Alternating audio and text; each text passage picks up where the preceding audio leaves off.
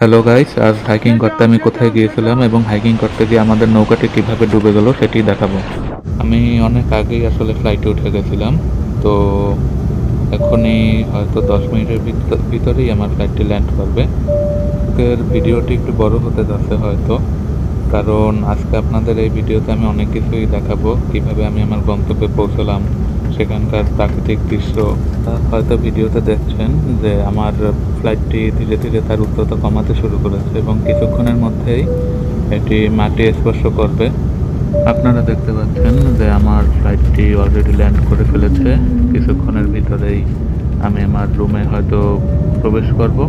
তো আপনারা সবাই জানেন যে আমি আমার এই চ্যানেলটিতে আমি কোথাও গেলে এবং কোথাও হাইকিংয়ে বেরোলে সকল ধরনের ভিডিও আপলোড করি। তো যারা এই ধরনের ভিডিও পছন্দ করেন অবশ্যই আমার চ্যানেলটিকে সাবস্ক্রাইব করবেন এবং কমেন্ট করতে অবশ্যই ভুলবেন না।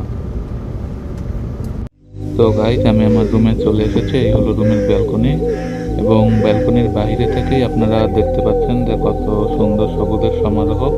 চারপাশে যেদিকেই তাকাবেন শুধু সবুজ এবং সবুজ। তো কিছুক্ষণের মধ্যেই আমি হাইকিং এর জন্য বেরিয়ে যাব। তো গাইস, আমি হাইকিং এর জন্য বেরিয়ে গেছি। আমার যে গাইড, তার থেকে আমি শুনেছিলাম যে আমরা হাইকিং এর জন্য যে রাস্তাটি দিয়ে যাব ওই রাস্তাটিও দেখতে অনেকটাই মনোমুগ্ধকর। তো যাওয়ার সময় সত্যিই ফিল করছি যে এরকম রাস্তা আমি আর কখনোই দেখিনি।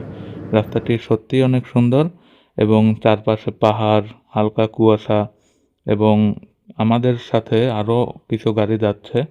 তো হালকা একটু জ্যাম লেগেছে, তাই বের হয়ে আপনাদের প্রাকৃতিক দৃশ্যটা দেখাচ্ছি। আপনারা দেখলেই বুঝতে পারবেন যে কত সুন্দর একটি জায়গা আমরা এখন আছি এবং কিছুক্ষণের মধ্যেই আমি আমার গন্তব্যে পৌঁছে যাব।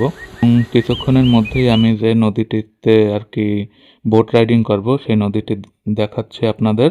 এই হলো সেই নদীটি। এখানে ঢেউ অল্প হলেও আমি যেখানে আর কি নৌকাটায় বোট রাইডিং করব ওখানকার ঢেউ অনেক বেশি, সেজন্যই আসলে আর কি আমাদের নৌকাটি ডুবে গিয়েছিল।